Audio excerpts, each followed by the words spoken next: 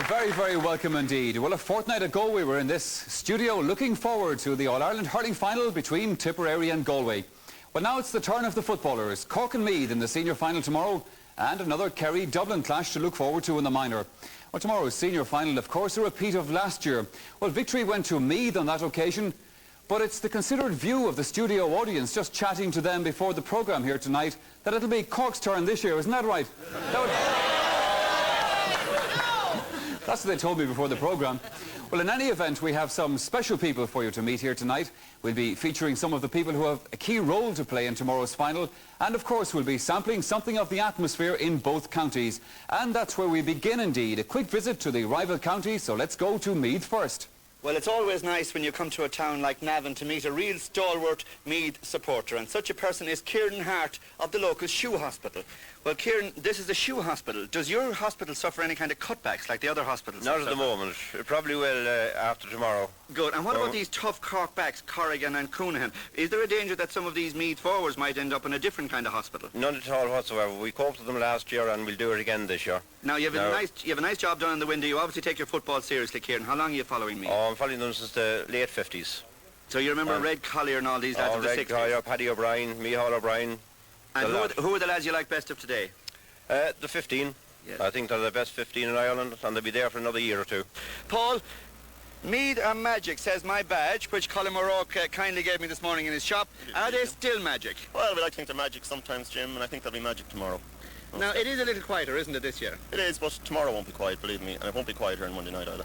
And there must still be a great football sense here in Navan, a great sense of excitement. Yeah, the build-up hasn't been the same for the last few days as last year, we know that, and the players know that as well.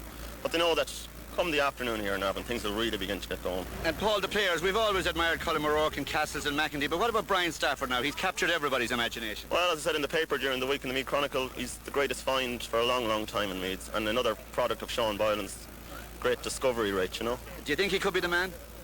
I think so. He's favoured to be man of the match, but we won't care down here who's man of the match once we win. Right. Well, they say these Meath supporters have only to go down the road to Croke Park, but some of them have come a little bit longer. Liam Callaghan from Navan here. Where did you come from? I come from Toronto, Canada. Especially for the match? Especially for the match, yes. You must have great faith in these Meath men. They gave us great enjoyment for the last 4 years, and we're looking for the same result as we had last year, and we'll go back to Toronto very happy with about a 2-point victory. It suits fine. Fair enough. And your first cousin here, what message have you for the people, your cousins back in Toronto? Well, Meath will win again, but the same as last year, 6 points maybe. Hello and welcome to Cork, welcome to Kent Station, where Billy Morgan's men are preparing to make their journey to Dublin. There's great confidence here in Cork indeed, because Cork people just love going to Dublin in September for the All-Ireland finals. Indeed, in 6 of the last 7 years, Cork teams have been involved in All-Ireland finals in hurling and in football. But of course, it's only in the last 2 years that the footballers have been enjoying their very successful run. There's confidence because of the return of Dave Barry and Dennis Allen to augment the great skills of Larry Tompkins, that the new Sam Maguire, I suppose we should be calling it Sam Og Maguire around here, will be returning to Patrick Street on Monday. I suppose the fact that it's their second time up means that they have experience from last year, but they don't want to lose 2 in a row. I mean, nobody wants to lose an All-Ireland, not mind 2 in a row. So the pressure is there, but I mean, they have the experience of last year, and it stands to them, I think. What's the latest news about Larry Tompkins, who seems to be your greatest injury worry? Speaking with Larry a few minutes ago, there's still a doubt about Larry.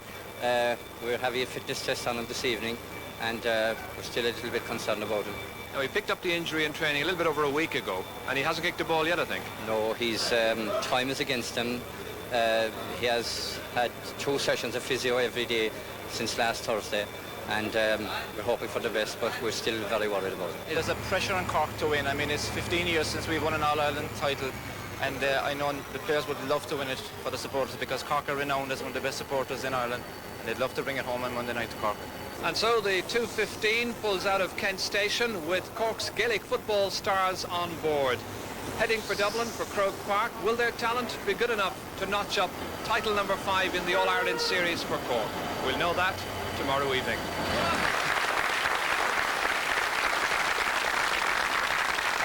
Yes, and I must tell you that we'll be keeping you up to date on that Larry Tompkins story a little bit later on in the programme. Mind you, there seems to be a good atmosphere building up in both counties, but the question is, who will still be smiling this time tomorrow night? Well, Cork and Meath, of course, are no strangers to each other, having met in last year's final, and both hoping to bridge the long gap then since their last All-Ireland victories. Well, I have to say sorry to everybody from Cork, but you're going to have to sit through this one again, because the chances were there to win the match, but in the end, it was Meath who rose to the occasion.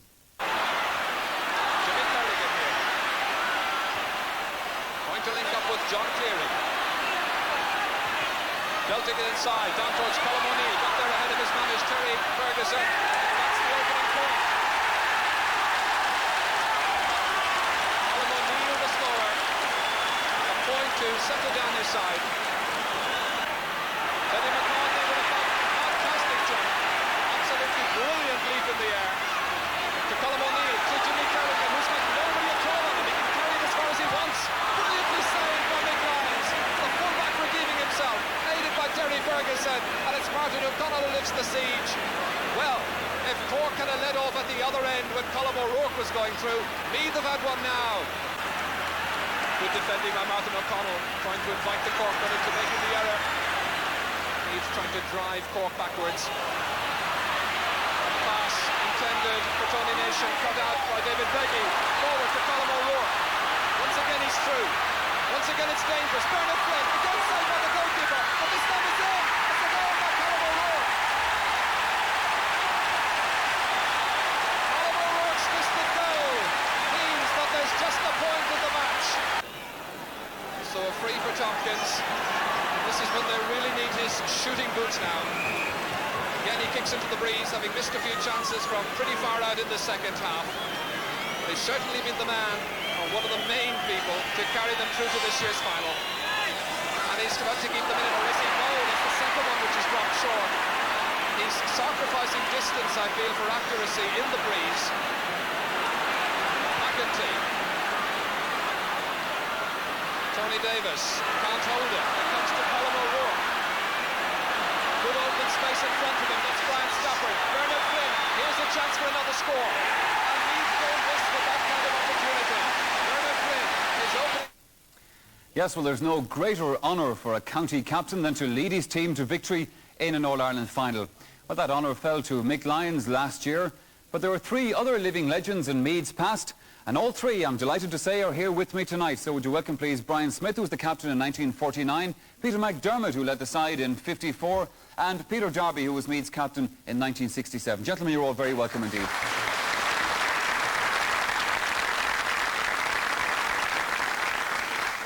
Brian, I suppose it was a particular honour for you to lead the side in 1949 because that was Meath's first All-Ireland victory. It was indeed. It was a great honour.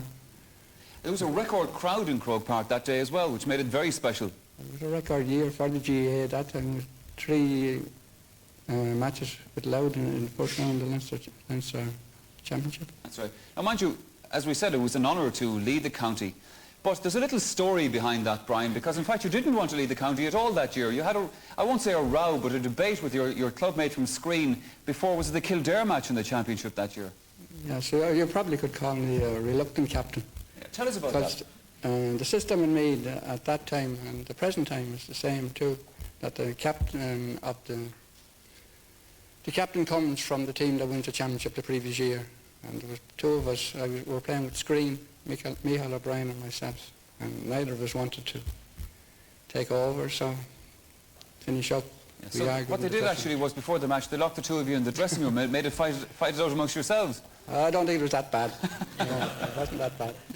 But it is a fact, indeed, that if you look back at pictures of the team parading around that day, there was actually only 13 Meath players on the field because the other 2 fellows were still in debating in the dressing room. Isn't that right?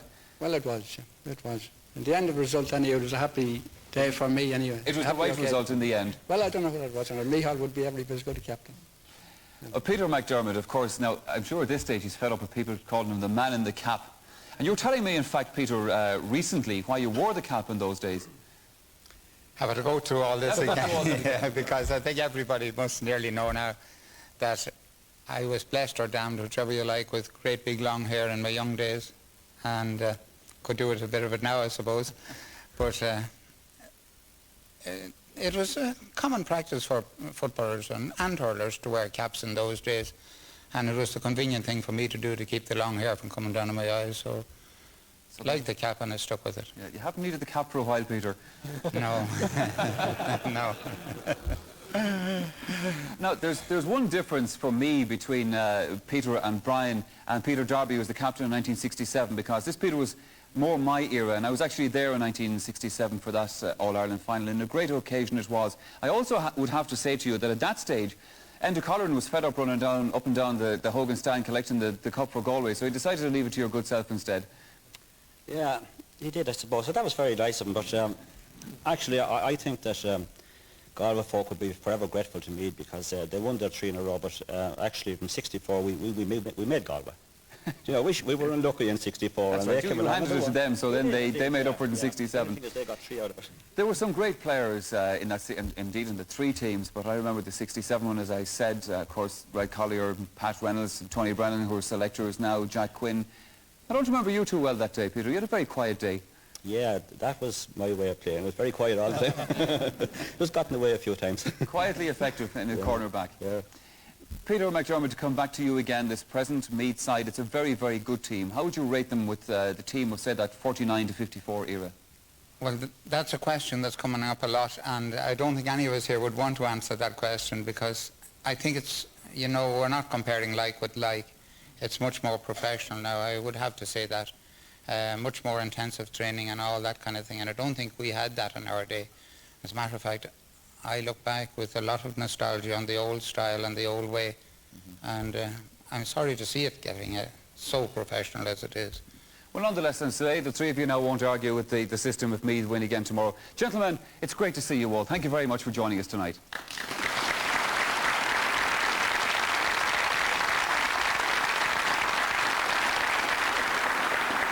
Well then, that's the Meath connection taken care of.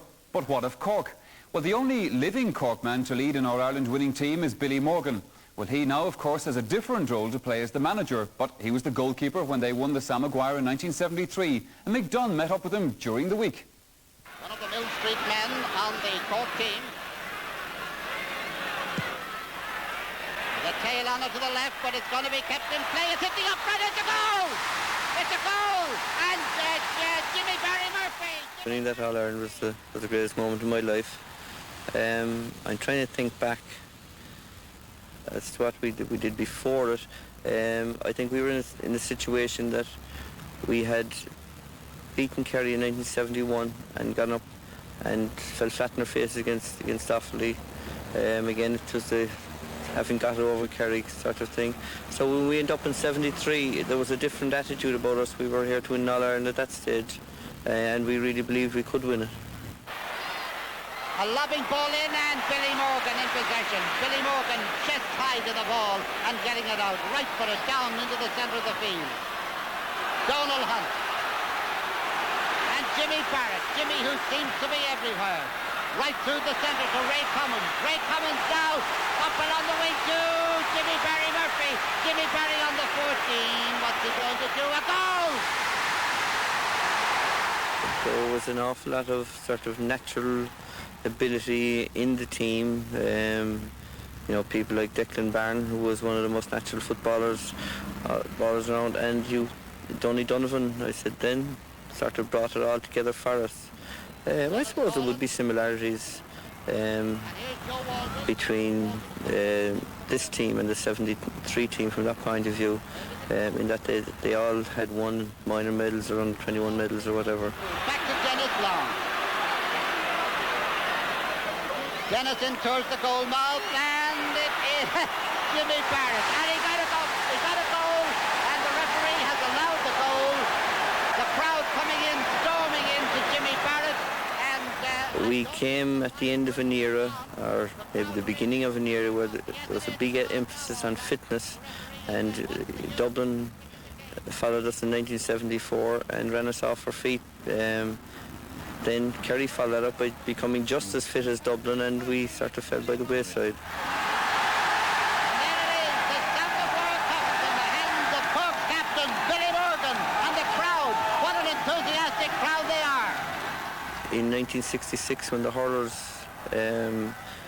won the All-Ireland for the first time in 12 years, I went down to see them coming in, and I thought I'd never see anything like it, but 73, if anything, surpassed it, and it was marvellous just to be part of it, be a Corkman on that night. Nothing, I think, compares with playing. Managing is only a poor substitute, but I'll settle for it at this stage. Yes, indeed. Billy Morgan there with the Sam Maguire. Well, now, as I'm sure you know, whoever captains the winning team tomorrow will be receiving a new Sam Maguire trophy. Well, the new Sam is here with us tonight, ready to make his debut in the 101st All-Ireland football final. And here with him is the new PRO for the GEA, Danny Lynch. Danny, you're very welcome indeed. It's very impressive looking, but it is an exact replica of the old Sam. It is an exact replica, Michael, except that it's somewhat heavier. It's more robust. It's the original Sam was about 12 pounds weight. This is the silver part of it.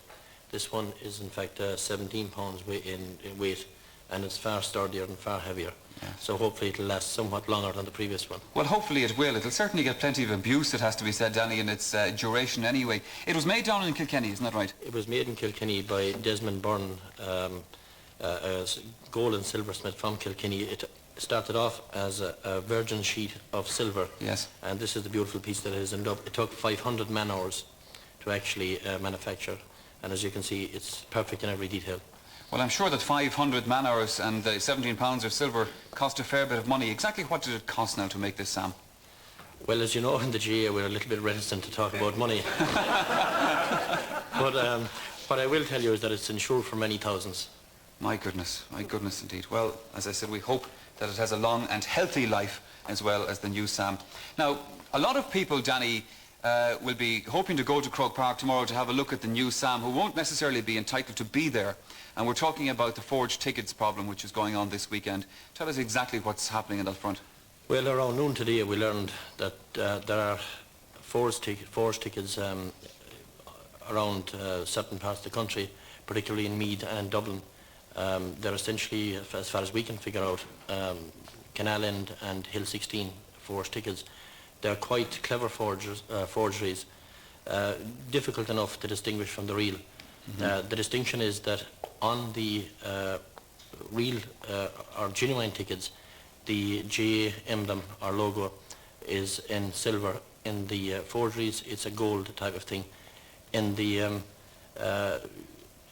Stuart O'Hore's signature, the last two letters of his signature are left out in the forgery, and also in the other signature at the end of that. What we have already been in touch with the guards. This is actually Liam O'Wellville's signature, yeah. That's right, yeah. And in the word Stuart O'Hore. Yeah. It's a very clever job. We hope that there aren't that many. We hope that it's confined to a few hundred. The guards have been alerted.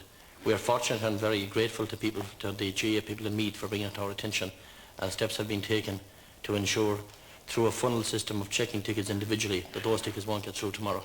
Well, Danny, I can tell you there's a few people in the audience here who began to nervously finger their pockets to check their tickets, but good luck to you with the All-Ireland final tomorrow, because it's a busy day and an important day for the GEA. Danny Lynch, ladies and gentlemen. Thank you.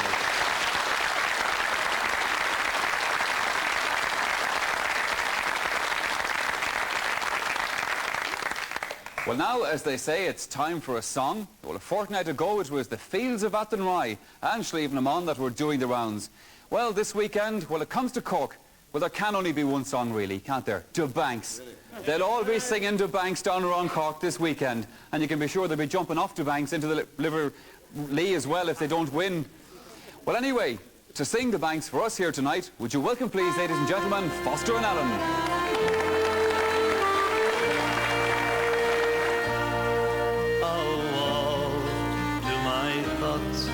In their fancy take flight to the homes of my childhood away, to the days when each patriot's vision seemed bright, ere I dreamed that those joys would decay. When my heart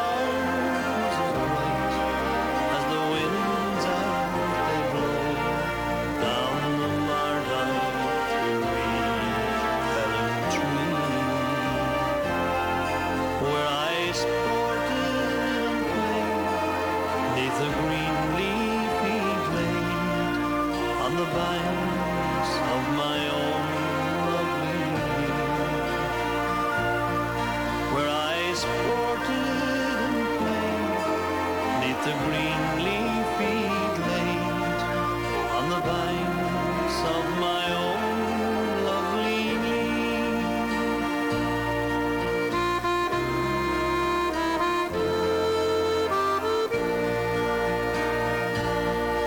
And then in the springtime of laughter and song, can I ever forget the sweet hours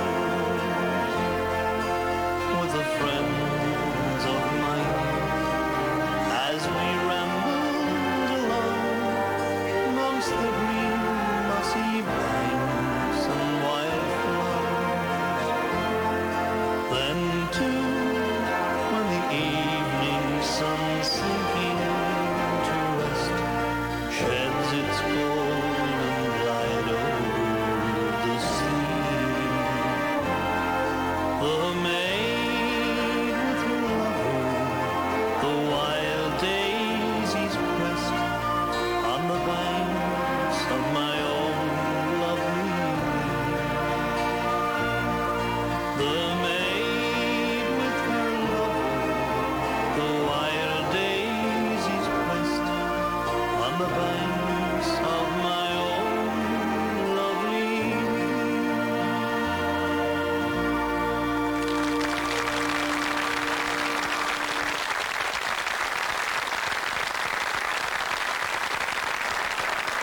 Thomas Allen.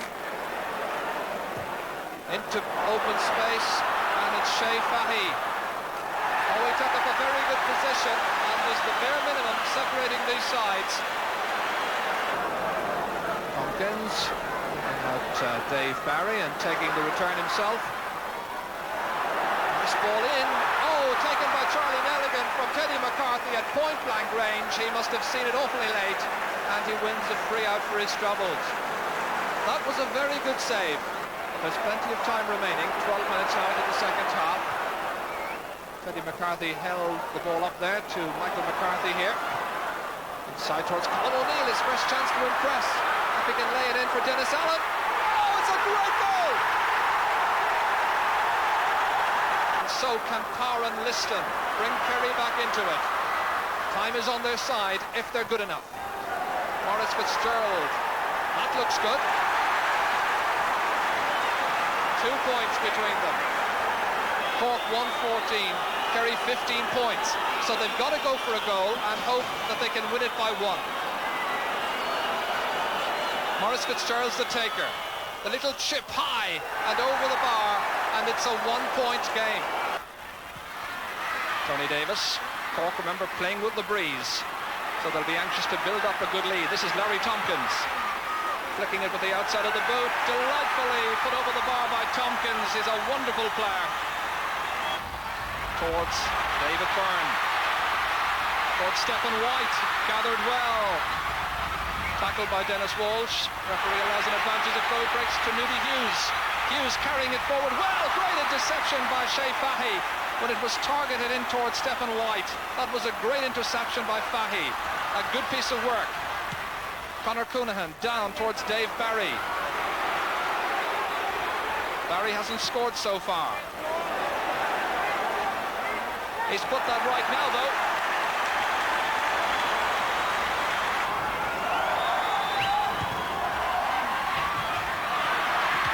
Jerry McCarville just gets it down to Brendan Murray. Runs into 2 Cork players, then releases it. Barry Coffey here.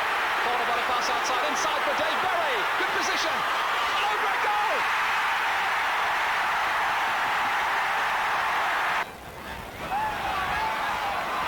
Teddy McCarthy on a burst through the middle. 10 points the margin. Cork the leaders. Oh, it comes off the crossbar. Down from the woodwork to McCarthy, who was alert. 11 points now separating these teams. Yes, well, I remember that game particularly well because I was sick in bed during that All-Ireland semi-final, and a friend of mine from Cork said to me afterwards, I wish I was sick more often, we might play better. But anyway, the Cork attack for tomorrow's final is a much changed one from 12 months ago, of course. Now there are some old faces returned to the Cork scene, and some bright new stars as well. Paul McGrath is one of them. Now, he's a son of Con McGrath, who, of course, wore the red and white in the 40s and the 50s, and naturally, he's proud of the fact that Paul is following his footsteps. Yes, indeed I am, yes. Having at least one to play Grace Crow Park on an Ireland final day, which is a great honour for him, and I'm very pleased myself. And especially having played in the red jersey yourself for Cork. Yes, I played for years with Cork, and it was a great honour for me, of course, to play for such a huge county as Cork, and with such, where the games are so prominent, so widely played. And Paul, in fact, is not a Cork man, he tells us, and you weren't a Cork man either. Well, Paul was born in Tralee. He lived there for a very, very, very short time. Then he went to Limerick, but he has been playing since he was very young. As a matter of fact, he was playing with Bishopstown Club since he was under 10 years of age.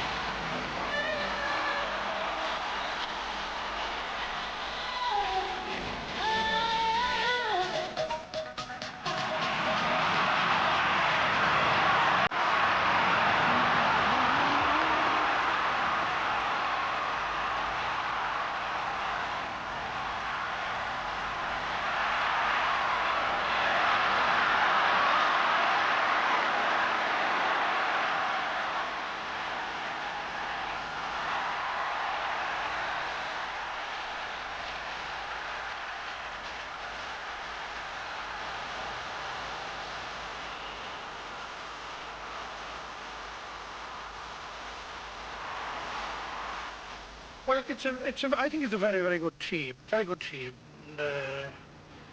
They're strong, they're committed, and they're good footballers, and they will be fit.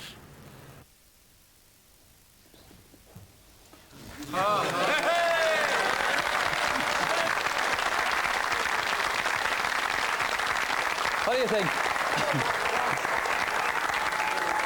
Does it suit me?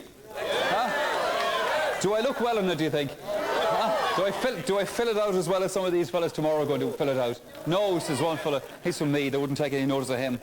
But now, thanks very much. If they're short, they'll call me. You'd want to be very short, I can tell you. Well, now you can be sure, of course, that the county is fully behind their team, as you hear from some of the audience here tonight.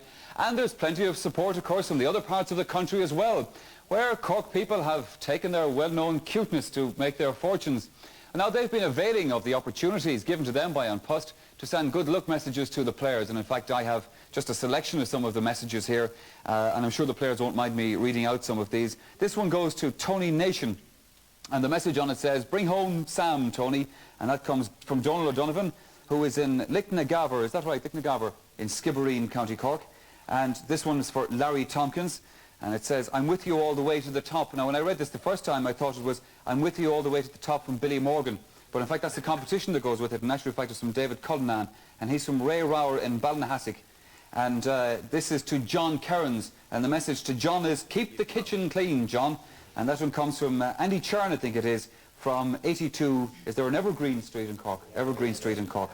And Teddy McCarthy has a lot of fans as well. And one of them is Michael Doolan Jr., and he comes from Drina in Cork. And he says, "Dear Drina, I'm sorry, I don't know these Cork pronunciations too well at all." He tells Teddy anyway that he's a great fan of his. He thinks he's the best Cork footballer. And he says, "Teddy, if you can write back to me just to prove to my friends that I wrote to you," and he wants an autograph from Teddy as well. Now, we can't do anything about that, but Teddy, if you happen to be looking into the programme tonight, you have a fan there in Michael Doolan Jr. All right then, well on that note we leave you for a few minutes, but after the break we're going to have a look at Meath's part of the final. We're going to have a little song in praise of the Royal County and a few knowledgeable words from two...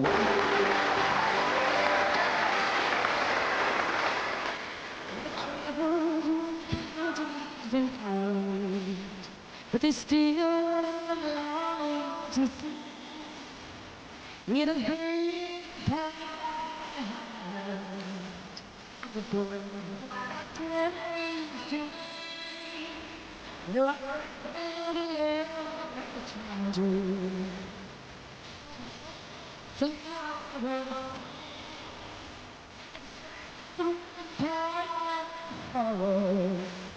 round the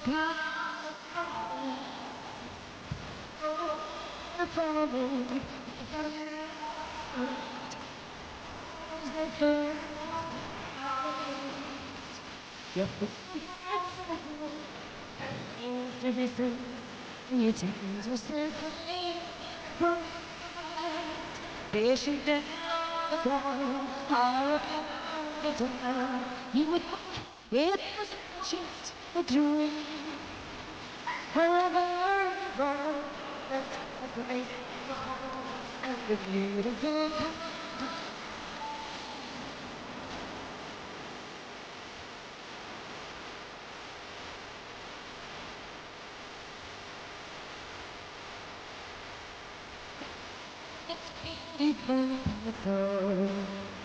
It's history I've learned so well.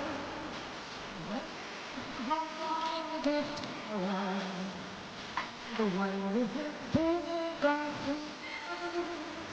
those flames still remember things betrayed. See where we have those to there's a beautiful oh, we are coming, but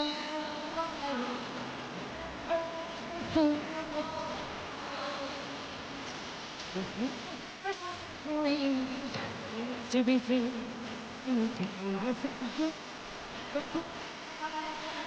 There should be the heart of a dream, and wherever you go, there's no place to go. With the party away. Oh,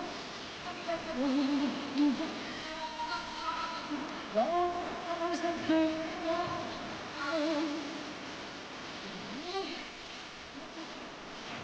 To be free. You said, there should be the heart of even there was a just dream.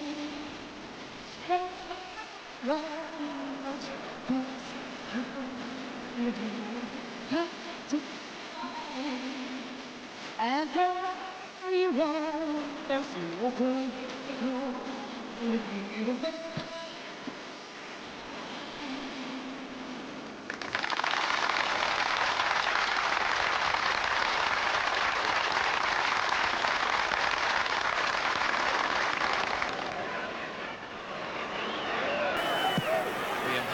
thumping it in well towards Colm O'Rourke.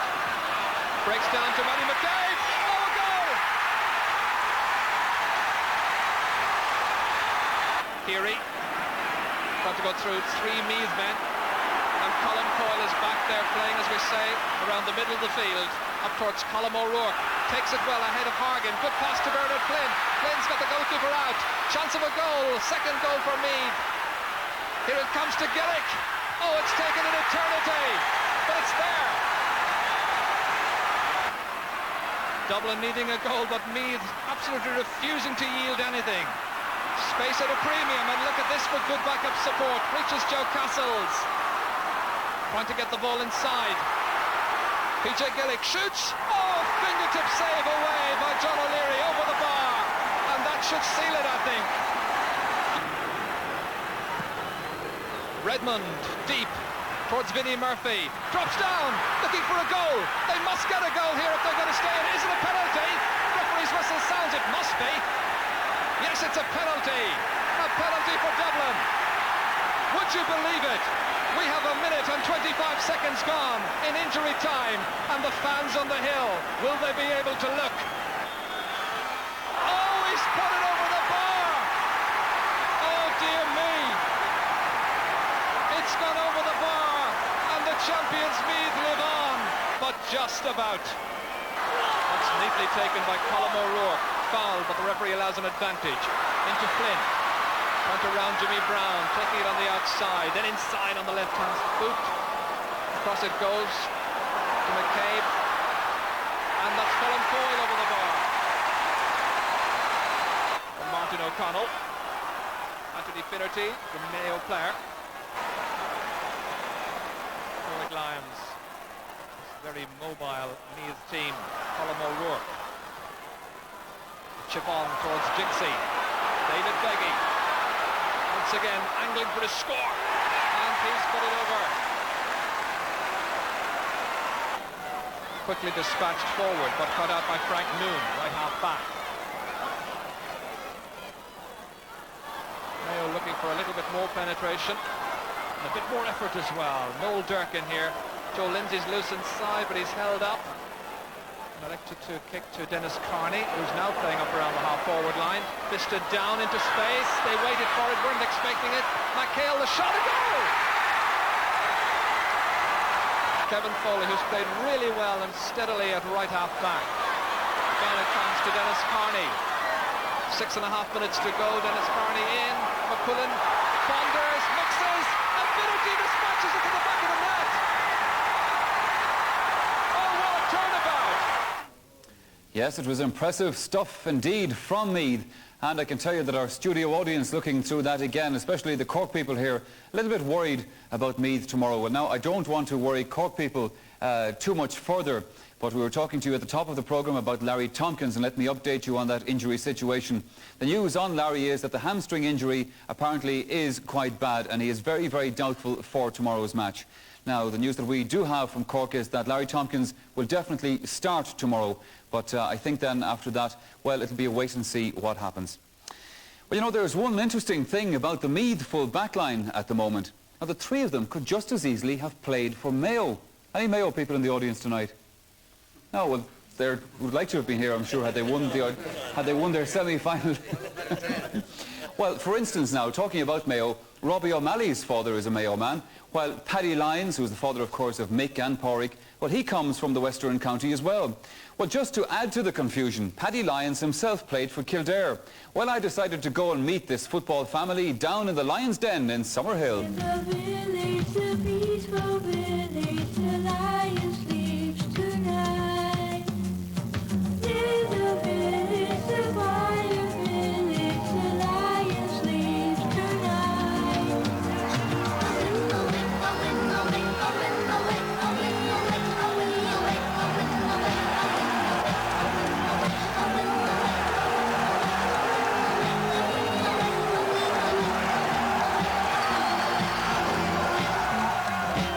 Yeah, we played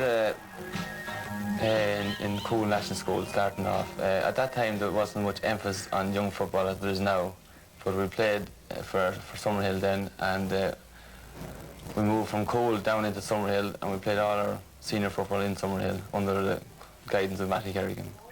I played a little bit of it. With Kildare? Yeah, I think they were short at the time.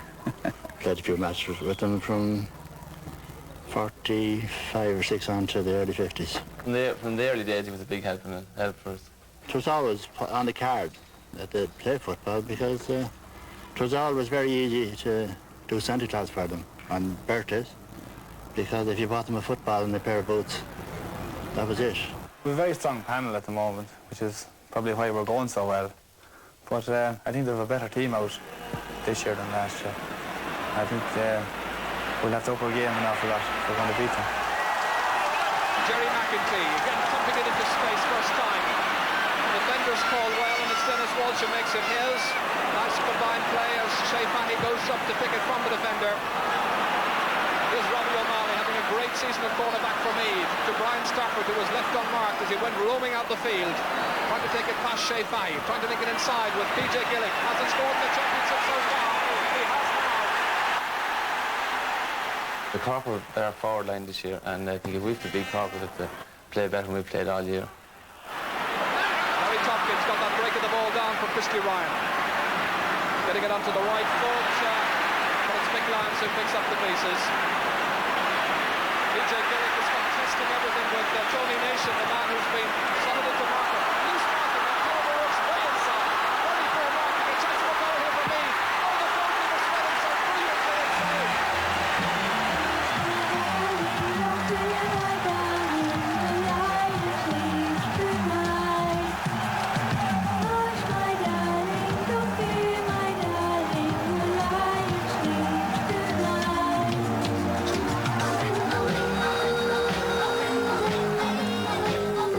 proud of them here in Summerhill if we bring, and we will bring Sam Junior back. I mean, we've no doubt at all about that.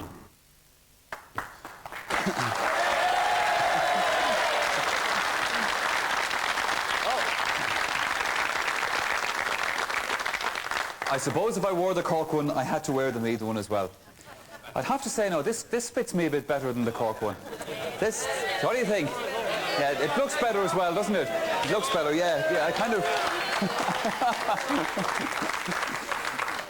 I feel like Mick Lyons in this.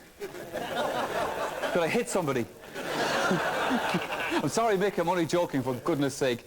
In fact, it's not just me that's wearing jerseys here tonight and so forth, because we have one loyal Meath supporter down there. I think this man is from Navan. Are you from Navan?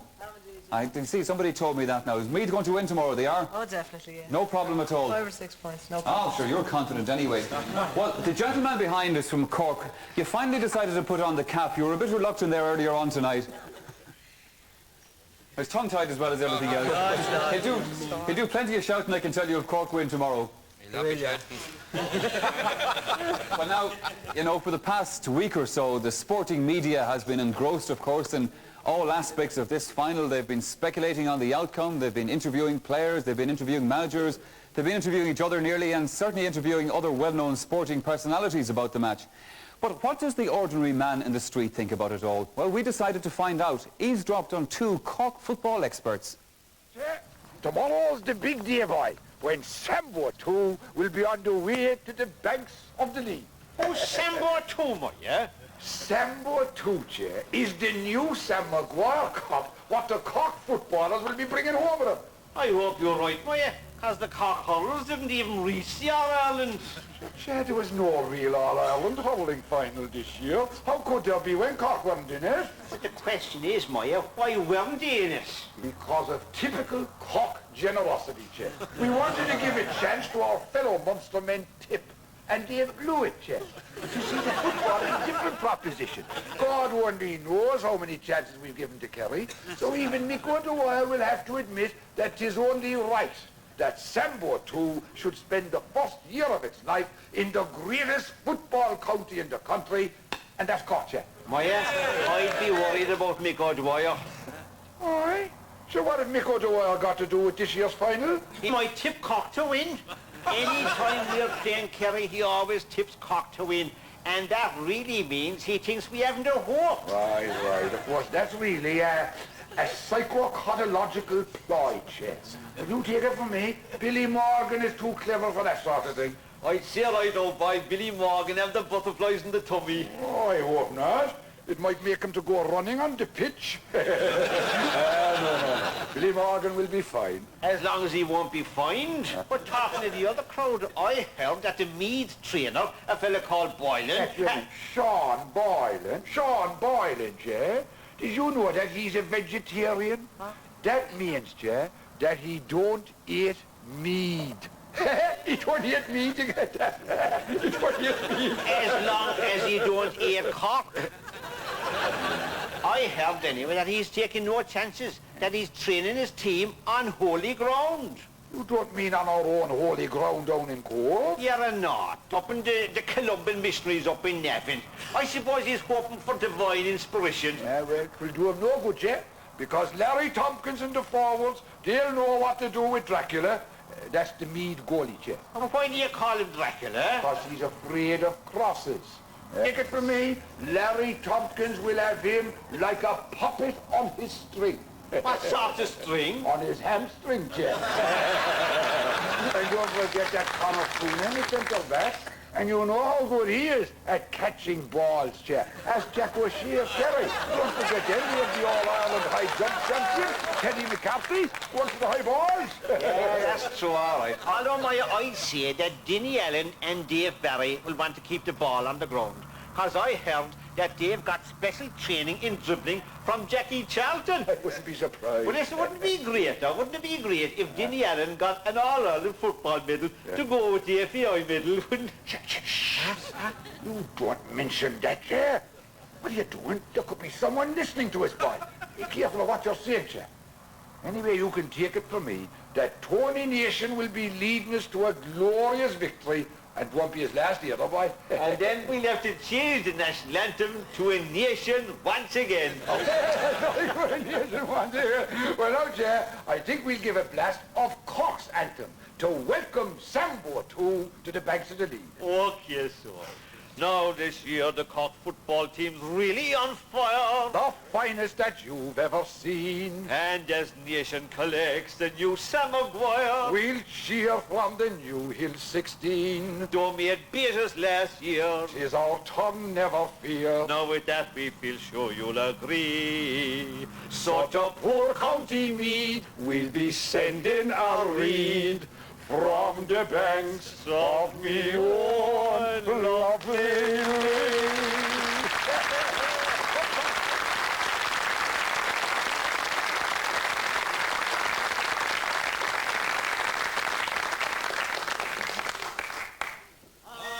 With the quilling and the spots under the dots, the lions begin to roar. And if anyone comes in, there'll be hair and skin sent flying out the door. With O'Malley cool in the corner there, like a hockey moves indeed. For he sweeps around at the speed of sound, no free will he concede. Oh, we come in green, we come for gold, come with violent power. We'll not blush when the royal flush brings home the Sam Maguire. Ireland in the yard, he plays them hard, and Foley he is tough. They'll give no heed to any reed that dares to give them guff. O'Connor plays wide along the side and opens up a gap. With his toe to hand, under the stand he slips a stylish tap. Oh, we come in green, we come for gold, come with violent power. We'll not blush when the royal flush brings home the Sam Maguire. With Crow Park loud with a roar of the crowd and Brennan's on the line to take the call when a player falls and Reynolds gives the sign to Castles, Clyde or Ferguson to take their place in the fray. Like the warriors of old, the Fiend of Gold, they crown all Ireland Day. Oh, we come in green, come for gold, on the violent power. We'll not blush when the royal flush brings home the Sam Maguire. Like a storm from the sea goes Mackenzie and Cork are on the run. And with his big stride he turns the tide and sends their feet to run. Goalkeepers all bring big and small, but you will place a bet. No ball from Billy Carmagay, you'll say, stick it in your net. Ah, we come to green, we come for gold, come with violent power. We'll not blush the Sam Maguire. Oh, rope step shot sails high in the sky, the white flag rules okay. Then Becky's jet makes the Corkman friend, jinks home all the way. In Clough's mind, Becky has no choice, and Stafford, cool as a breeze, walks up from post with his two eyes closed, chips over all the free. Oh, we come in green, we come for gold, come with violent power. We'll not blush when the royal flush brings home the Sam Maguire. Oh, we come in green, we come for gold, come with violent power. We'll not blush when the royal flush brings home new Sam Maguire.